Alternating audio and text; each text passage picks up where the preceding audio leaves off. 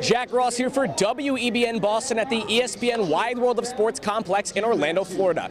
Bryce Harper says baseball is a tired game where young players are unable to show off their unique personalities on the field. I caught up with Atlanta Braves pitchers Sean Newcomb and Matt Whistler, who weighed in on the old school versus new school debate.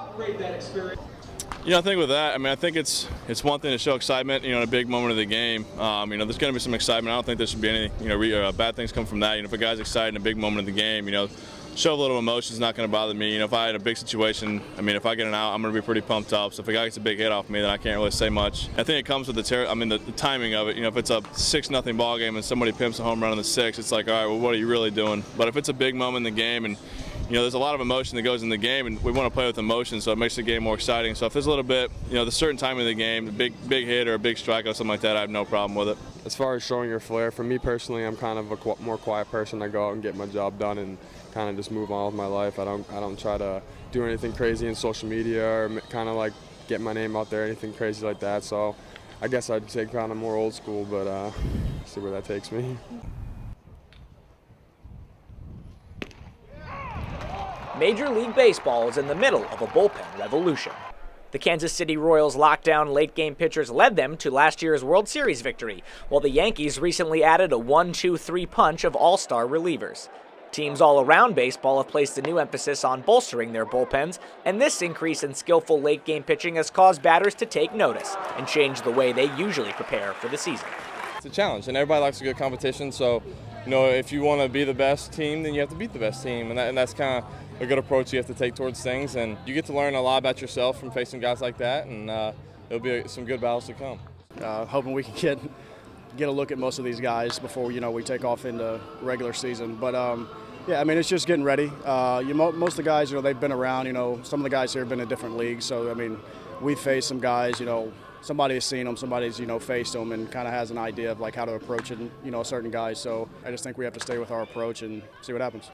But it's not just players who are learning to face a new type of late-game pitching. Coaches across the league are changing their game plans to combat these big, bad bullpens. I think bullpens are a huge part to helping win games, not just World Series, just win games. And the more effective guys that you can have there at the back end and the trust that they can go close out tight games. We know as a team in the American League East, we're going to be playing a lot of close games with the Yankees, with the Red Sox and the others. So having that strong bullpen helps. It's the same for any club. You gotta get these guys ready based on who you're facing, what they have, and give them a plan, give them an approach, prepare them, each guy individually with what they want, what they need. Bullpens around the league are getting better and better, so teams like the Rays and Braves will look to their best hitters, Freddie Freeman and Evan Longoria, to play more important roles in the later innings of games. For WEBN Boston in Orlando, Florida, I'm Jack Ross. In a league quickly becoming dominated by outstanding young pitching, having a good hitting coach is more important than ever. The Atlanta Braves is one team that believes in this, and its hitting coach, Kevin Seitzer, is one of the finest you'll find around. Seitzer is a former all-star third baseman and is known across the majors for his disciplined coaching style, which is especially important to a young team like Atlanta.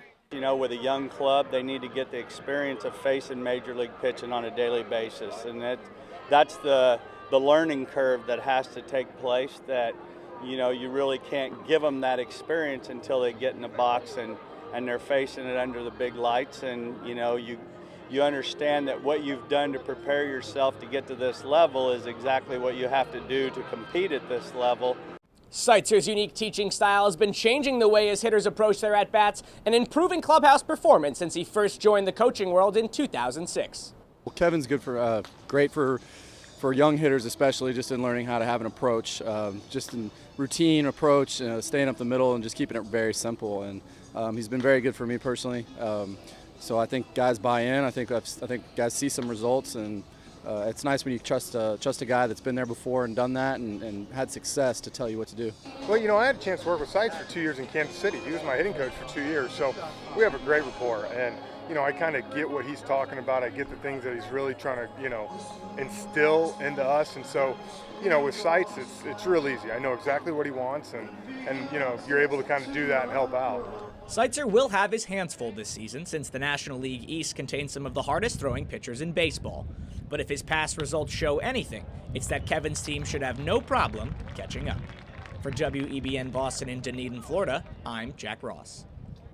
Jack Ross here for WEBN Boston, reporting from Bright House Field in Clearwater, Florida. The final minutes of a game can be absolutely taxing on a player's brain, and in those final minutes, they can either make or break their own performance. Philadelphia Phillies' Peter Borges and Greg Burke shared with me how they stay cool in the clutch. Yeah, you try to be aggressive in the fastball and try to get a pitch early on the count to hit. I don't think you can wait around with those guys, and you just try to be more aggressive, and hopefully you can score some runs earlier in the game and have a lead going into those situations. Just like anything, you know what I mean? I mean, every day is going to be the same, treated the same way.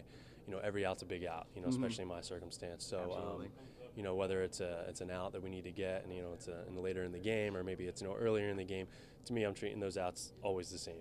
Prep the same, try to keep the intensity high, pound the zone, and get everybody out.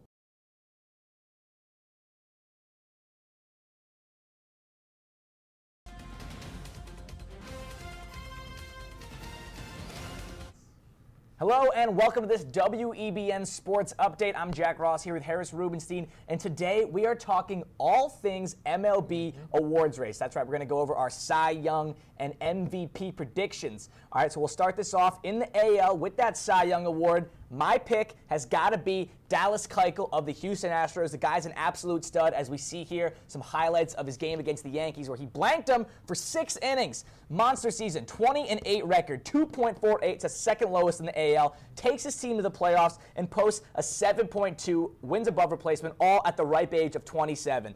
I love this guy. There are some other guys with great seasons. Obviously, Price had a better ERA, but he did not pitch for the same team all season. That takes him back a little bit for me, but I absolutely agree, and I think we're both here on the same page that Keuchel deserves the Cy Young Award. Absolutely. Now, what about the NL? Who have you got going in the NL for the Cy Young? Well, this is the toughest matchup, I think, out of all the awards to pick. I completely agree. The guy has been fantastic. His second half is what seals it for me. The guy posted a .75 ERA, allowed four earned runs since August 4th. That's 2 months. The guy's given up 4 earned runs. He's the MLB leader in wins, complete games, and shutouts. We saw him pitch in the playoffs. He went the distance against an amazing Pirates offense. Totally shut him down. 11 strikeouts. This guy deserves the award. Kershaw, Greinke, great seasons, historic seasons even. I got to go with Arrieta. I'm a fan of. This was my dark horse MVP pick at the beginning of the season, and I'm really happy it's come to fruition. Turned into who has to be right now the best player in the AL. Mike Trout's good, but I think this year the MVP has to go to Josh Donaldson. My man, Josh Donaldson. This guy burst onto the scene this year, had a couple good years in Oakland. I knew when he came over to Toronto, which is a hitter's ballpark, that he would do really well in this lineup, batting in front of Jose Bautista and Edwin Encarnacion. I knew this guy would see a lot of great pitches, and he has totally proven it to me. 293 average, 122 runs. That's the best in the majors. Batting out of that number 2 spot, 123 RBIs there. 8.8 wins above replacement. That's one of the best in the AL. .93 OPS. And he's a great defensive guy, too, with a 1.5 defensive wins above replacement. He's made some really great grabs down at the hot corner. This guy is an all-around great player and an absolute stud. I don't know who it's going to be. I got to go with I'm assuming you're going with him, too. Bryce Harper, that from the Washington Nationals, MLB leader in wins above replacement, 9.9, posting a historic 1.109 OPS this season. Makes some amazing grabs in the outfield, and he's also knocked in 42 homers and almost 100 RBIs. You can't beat that. For more on the start to the MLB season, we welcome in Jack Ross. Jack, what do you make of the Red Sox after 3 games? Hey, it's great to be here, guys. And to answer that question, it really is hard to say this early into the season, and especially when those Red Sox first 3 games came against a team as bad as the Phillies. But when you look at this small sample size, it seems like Xander Bogaerts and Hanley Ramirez are primed for big years. Bogaerts has reached base in 6 of his first 13 plate appearances, and he drove in 4 runs during that Sox series win. We also saw Hanley Ramirez hit 2 homers on opening day, including a beautiful grand slam. He also scored 3 runs during those opening 3 games. And if the rest of the lineup can catch up to those 2 guys and the pitching can hold down the fort, the Sox could potentially be very dangerous this season. Jack, what has been the biggest overreaction from opening week? Well, there's been a lot of them, but for me, the biggest overreaction is people crowning the Braves for their sweep of the Marlins. This is a team that has been deemed to be in rebuild mode after they traded away about every important piece they had over the offseason.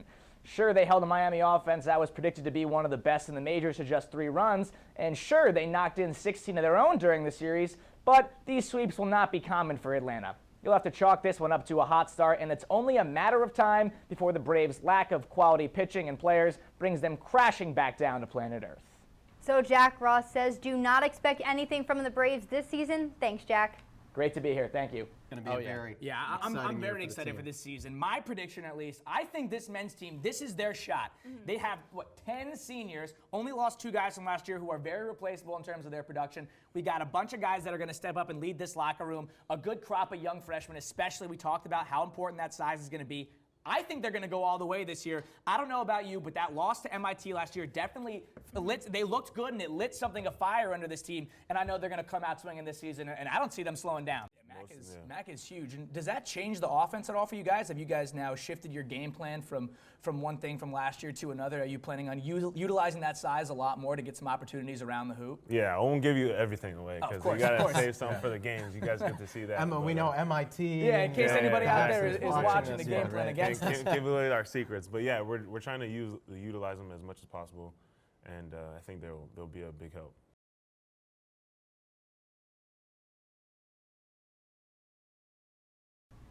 After a disappointing 6-10 season, the New York Giants look to rebound in a big way on Sunday night. Unfortunately for them, standing in its way were the Dallas Cowboys, who many have called an NFC Super Bowl favorite. Both Eli Manning and Tony Romo look to lead their teams to victory in Dallas. Giants-Cowboys on Sunday Night Football. Tiger Woods in attendance. But let's get going. A minute left in the half. Romo's pass to Cole Beasley is completed, going down to the ground. But the ball is going to come loose on the tackle, recovered by Dominic Rodgers-Cromartie, who's going to take it all the way to the house. Cowboys think he's down. We'll take another look. They're going to review it. Clearly, the ball comes out before the knee is down. That would lead to a Giants field goal. Not a touchdown, a field goal. Let's go now to the fourth quarter. Romo's pass to Devin Street caught, but knocked out and picked off by Trumaine McBride, who takes it down to the 1-yard line. Giants would go from there to score a touchdown to take a 22-13 lead with 8 minutes remaining. Now 5 minutes left in the game. Romo to Jason Witten. Who else? Cowboys now down 23-20, and here with 13 seconds left, Romo fumbles the snap, but he recovers and finds Witten again. What a potent combo for years those two have been. Cowboys take a 27-26 victory. Whoever said that baseball was not a dangerous game might want to have a conversation with Milwaukee Brewers pitcher Jimmy Nelson. Nelson was struck in the head by a line drive off the bat of St. Louis Cardinal Tommy Pham in the 3rd inning on Tuesday night. After walking off the field under his own power, Nelson was taken to the hospital where a CT scan revealed he'd only suffered a bruise to the head. Nelson stayed in the hospital overnight and is now in good condition. Without Nelson, the Brewers lost the game 6-3. The Warriors have the best record in the West. The Atlanta Hawks have the best record in the East. So when these two teams squared off on Wednesday night, something had to give. Here we see Steph and the Dubs looking to defend the Warriors' ground against the Hawks. Early on, Atlanta's going to move the ball nicely as DeMare Carroll throws down the sweet finish, and this concludes the Atlanta Hawks portion of the highlight. Harrison Barnes makes an acrobatic save, gets it to Curry, and he knocks those down in his sleep. Warriors are going to play without Klay Thompson tonight, but here we're going to see Andre Iguodala pick up some major slack off the bench. He tells Al Horford, hey, meet me at the rim. And there's a sweet new desktop wallpaper for you Warriors fans out there. Now we're going to see Draymond Green. He might win Defensive Player of the Year, but he shows off his passing skills. Curry, 4-point play. Oracle Arena is lit right now. And then we're going to see Curry again here with the dime. Guys, do we have anything else besides highlights of this kid? Scientists have proven when you catch a pass from Steph Curry, you're 30% more likely to knock it down. Warriors are just going to roll. Like we see Iguodala one more time. He takes off from, is that the free throw line? Another wallpaper. Golden State goes on to win 114-95. Northeastern is playing in its first NCAA tournament in 24 years. And if the Huskies are going to make it past the opening round, they're going to have to get past the Fighting Irish of Notre Dame. Here we see Jerry and Grant and Bill Cohen ready to take on Northeastern. Early in the first half, Northeastern Scott Etherton is Boston strong, power dribble, pump fake, and a dunk in traffic. He finishes the day with 18 points. But as good as Etherton was, Zach August was the best big man on the court. A little post-up action here, and then we're going to see Demetrius Jackson put on a ball handling display. Slick handles as he finds August on the break for the dunk. Look at this. The Irish love it on the bench. August finishes that game with the 25 points. Northeastern would not go down, though, without a fight as Etherton slips the screen for an uncontested layup, cutting the lead to 4, and they'd get real close, but when it mattered most, Notre Dame's defense is going to show up. Quincy Ford loses the handle here with seconds left to go. Grant gets his hand on the ball, and the Irish come away with the close win. They're going to advance 69-65. For the second year in a row, the collective groans of New York Mets fans were heard around the globe as another young pitcher went down with an arm injury. The team announced on Monday that promising fireballer Zach Wheeler has been diagnosed with a torn ulnar collateral ligament in his throwing arm. Wilner will undergo Tommy John surgery and miss 14 months. It's a crippling blow for the Mets as they appeared to sport one of the best young rotations in the majors, especially after the return of superstar Matt Harvey, who the team lost to the same surgery last year. In his absence, the team will count on right-hander Dylan G to replace him and will also consider calling up top prospect Noah Syndergaard.